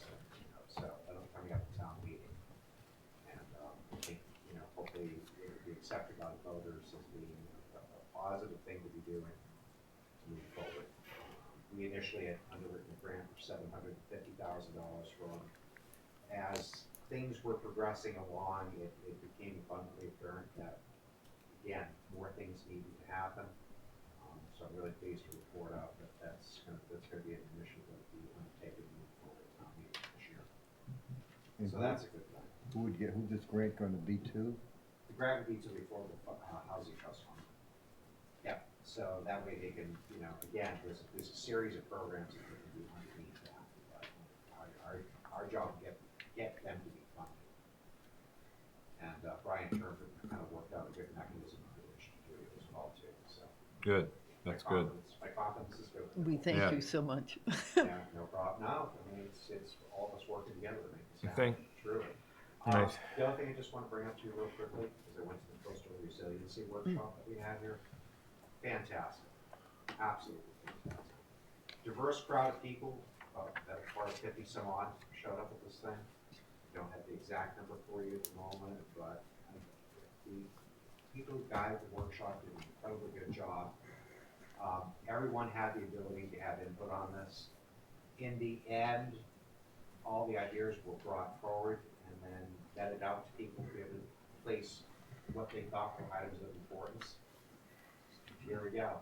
First thing that came up on the list, roadways and infrastructures. Totally independent of everything else. This is 50 people just looking at all these different parameters that were out there. Second thing, the sewer system. So I felt really good that, you know, these were considered top priority projects by an incredibly diverse group of people. The report should follow up in a few months' worth of time. So keep your eyes open for it. I'm sorry to say, just right up top of my head, I forget what the third thing was, but it was consistent with everything else that we were talking about. I'd like to just bring up a couple more things, if I could, about our lively planning board meeting last week. Two issues were brought up that I thought were, one is I'm very excited that I'm sure it's going to pass town meeting, is the new way to get the family covenant to happen, which is, I mean, that's unbelievable. It's too bad that we couldn't have figured that out. I just didn't think the state would stall on that because they don't understand what we're doing over here. And the other thing is the large lot, double, second dwelling, double covenant potential. This, Andrew and I have been talking about this since last week because this is something that I talked to him about a couple of years ago and thought it was like the craziest, best idea I've ever had that we didn't really ever talk about because it was too scary and too almost like, we got to make this right if we ever propose it. And then here comes Steve Cohen with it as an article. But it needs a lot of work, and but the concept is, it's a no-brainer if we get it right. When these huge lots, it'll change the need it'll sort of break up the controversy of lug 2, lug 1, making more, and all that. In this whole deed restriction concept, Andrew was working on thinking about different ways to make deed restrictions permanent. Sort of been available to us as a power that we could have done years ago. We never thought of it till now. And that, I think, is our next big move to the areas that a lot of these big lots are owned by locals still. They're not gentrified, it's not Pocomo, it's not Squam, it's not, Eel Point. It's South Shore area, Boulevard, and Tom Nevers. And the area plans can, we haven't had discussion with the area plan people for a long time. And maybe it's time to start bringing them back in the summer and talking about this stuff at an official capacity at the master plan level. So I think that that's a great thing, and hopefully we can have some progress on that after town meeting. Has that for been next voted? year. Has that been voted on by the We planning voted board? negatively. Okay. Yeah, because the article, it's got really good ingredients, but the dinner is way away from being cooked. But the idea and the concept has huge merit. It's just a question of making it work for the right places, Matt. You know what I mean? Yeah, you don't want to be encouraging more and more density in the countryside, way away from services and everything else. So that's the way it was written. It was it was very lug 1 and the small lots. That's another whole topic. It's the big ones and how this could work to really only add a kitchen, theoretically. You know what I mean? Yes. Yeah, I mean, just to chime in on what you're saying, I agree with you. That was one of the reasons why it was pushed aside. It really needs some detailed analysis to it. Because you're right, you don't want to be there's the pros and cons of moving out into the countryside, into the country district. We set it up for very deliberate reasons, and it's raw state right now. That was potential sitting there. So before it has merit to it. Yeah, You've got it does. really think about where does it go. It may not be able to be everywhere. That's the. It can't be everywhere. Exactly. That's the, And, it you know, can't. Well, but that's how it was written to begin Yeah, with. that's right. Yeah, and it Yeah. would have it would have been dead on arrival, and it would have been viewed as an attempt to work around votes against some of this at previous town meetings. Whereas I agree with you, it may have merit in the right places. Yes. So, yeah, so you have to, I'm glad that you didn't support it. I'm No, glad it's- Ann was there too, and I could see her positively saying, I'm gonna talk to her. We got ways to go, but this is something that we need to capture. We've had very few covenants in Tom Nevis, but when we do, they're eye-opening. Like, 160,000 square foot lot carving off a second dwelling. Like, okay, so what do we do with football fields? You know what I mean? It's an odd thing. We got to fix that. There's a lot of local families that live out there that have these huge lots, and the same with the airport area. So Yeah, but you gotta remember that people moved out to Tom Nevis and bought the 3-acre lots because that's what they wanted. okay, They didn't want someone Barrett, reaching out their window. Barrett, you're never going to be reaching out your window out there. The lots are massive, and it's only going to be in certain lots. So there's some 180s out there. Think about how big that is. Well, there's one lot out there that's 6 acres. There you go. So if we're worried about density in a 6-acre lot, we shouldn't even be in the conversation. So anyway, what else? Does anyone have anything else before we adjourn? Thank you everyone for coming. I'll give you a quick. I just have one question. Oh, okay, go ahead, sorry. Go, you can go first. It's for Andrew, basically. The Worcester Polytech, is that, got the right Yeah. college? When they made their proposal, the build-out study part of it, they said that, so it was ready so that in each calendar year after, I don't know whether it was census data or whatever it was, that it could be updated. Is that something that the department would be planning on doing, or is that something we'd be relying on that group to come back and do, or? Well, You know what I'm talking about? I do. Yeah. And it's like the kind of I do, yeah, I do, yeah. the department is now Yeah. updating Data build out plat- information data in plat. general. That's something we've been working on, because it should be done anyway. Yeah. Leslie's been doing that, working on the building files and getting that information updated. So the Worcester Polytech effort was great. It's going to need a second level of review. I mean, Comp plan and everything too. The state tells us. One of the, Evacuate. okay, go ahead, Andrew. You were on your just, own. just one small change on the hazard swimming. mitigation plan. Okay, That date has shifted now from February 6th to February 13th. So, Polly is our lead staff person on Yeah. that. That's been a long, ongoing effort. Hopefully you've had a chance to review her memo on this. Again, we hope for. that's a select board meeting, because that's a Wednesday, Right, and we're gonna be posting that for a joint. for a joint meeting, okay, that's why I was Again, wondering. it's now shifted from the 6th to the 13th. If you need to Yeah. review the specific plan, please see Holly. And when you're doing this, build-out stuff, Andrew, I was looking at Mike's chart there, the term infill isn't in there. And I'm not sure how we would plug in traditional infill versus like land, like open land. And I'm doing the Hooper Farm Road block in my head. I don't look at that as open space that's buildable. I look at it as infill lots, for the most part. I mean, there's a couple of big, you get Wiggles, and then there's another one by Parker Lane on the left there, but I'm just saying, To be encouraging it more. I know, but we get pushback. No, I know you do, but that doesn't. Man, it's brutal. I understand you got Nobody pushback. knew you could build in Hooper Farm until the last couple of years. No, but I understand you get pushback, but the right thing is the right thing, and No, that's it the is right the right place thing. to do it. And It's close to services. It's where Yeah. if we're gonna grow, we should be growing in the right places. Not It the used wrong. to be R1.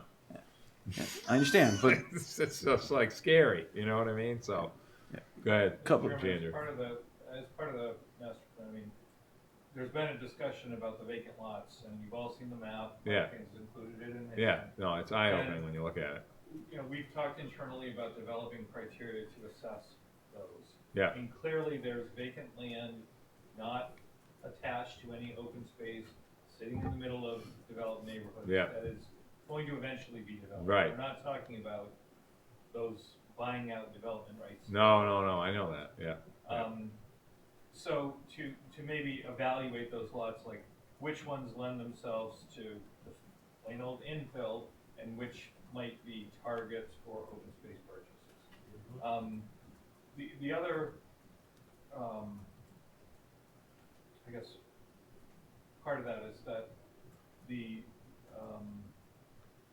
just like the last time that we did the build-out study, oversized lots beyond a certain percentage were included in the calculation of the WPI. So where there's likely to be further divisions, or where there's a house sitting in the middle of the oversized lot, I mean, those, we're going to have data on all of Yeah, that. yeah. Which is, you know, the same, we've been working again to update that 1999. Yeah. And to show, I mean, you know, all the progress that's been made in terms of the overall. And when we're done with this, you know what the next one's gonna be? The tear down study.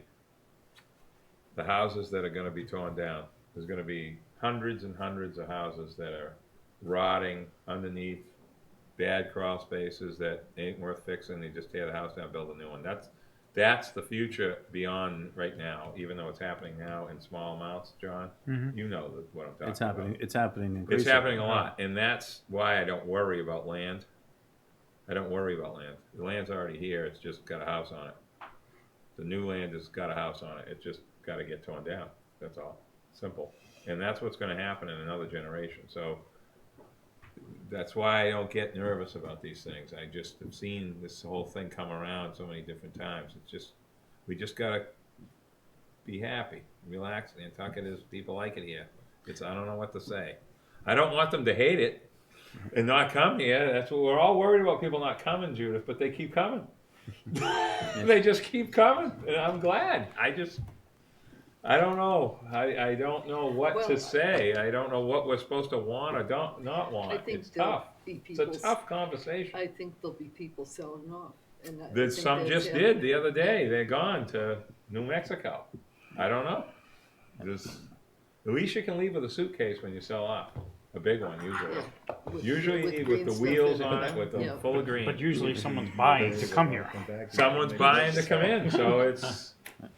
Two quick Yeah. comments before we go is, on the Affordable Housing Trust Fund, I agree, it's great that what we're doing. I think the vision, when I'm waiting to see the final product, the final plan, the vision has to be big enough. We have to have someone in the town government, and we're gonna have to form some sort of office that does this. It can't be 5 volunteers and Tucker. Wow. So the vision and and those things have to be figured out. Everyone else is too Yeah. busy to do this. Otherwise, it will turn into sort of just doling out money for things. But we need to do more than that. We need to be actually doing, we need to be partnering and doing larger developments and doing the things necessary to get the right amount of housing. So the devil's going to be in the details there. It's not just a question of money. And changing topics, I attended the resiliency. It's a very good first step. The meeting was really, in my mind, the resiliency meeting was checking the boxes to apply for state money. What we have to be, and what got me, and the groups, what came out of the groups was what was influential in each group. And I agree that roads and things are important, and we all did that. What we were missing in that, in my mind, was the big picture. If you don't save downtown, what have you done? And so that really didn't come out of it. It didn't get a lot of stars. But I'd been reading some books from some of the Dutch and the stuff that they do with, and how they handle water and how they plan for 1 in 10,000 year storms, not 1 in 100 year that are happening 3 times a decade now. They take a lot bigger vision, and we have to sort of say, how are we going to, we can't lift all the downtown buildings. Even if we could, it won't do it. The Macy warehouse, with 1 or 2 feet of sea level rise, in the storm surges we have now, will have water on the second floor. So you stick water on the second floor of the Macy warehouse, and those are the pictures that one of the members from the NHA brought. That's what we're dealing with, and I think people are in denial that that's our future, but it is our future. Right. There's a way. The storm surge is 5 or 7 feet. So if there's a way to knock that storm surge down, then we could find a way to handle the water when it comes in. Then we'd be all set. But if we don't do those things, if we don't think big enough, and we just, we start it relatively soon, then we're gonna be leaving a huge problem to our kids. And Nantucket without a downtown, or with a downtown flooded, every high tide, is not the same place. So I think these guys, when they started the meeting, they said all the answers are in the room, and looked at us like we knew. And I'm looking saying, well, we don't know. That's why we've hired you. And and they agree. They said at the end, they said, yeah, that's you do need some help. You need help from we need engineers, and we need people that are doing this type of resiliency at a much bigger level than just to get the state funding for a culvert or a bridge. So, I think it was a good first step. I think it made people aware, but I think we need to really, be a little more serious about it at some point in the future, soon. Move Okay. to adjourn. Yep. Is there a second? Thank you all very much. Starman. I will send out, I will send a public meeting notice for the hazard mitigation meeting Okay. on the 13th. Okay, And I will thanks. send it to you, remind you. And if there's any kind of material you need to look at, I'll make sure you have it. Thanks, Eleanor, for all your diligence, by the way. You're great. I was in Colorado. I had to drop my son off. Up to date. If I didn't drop him off, I'd still be playing Fortnite up his room, I think. You think he's up next Fortnite out there? I didn't bring it, but he probably is, so we'll see. I think he's actually doing positive things out there, which is a good thing. Where's the guy on Saturday night, who thinks it's Fortnite?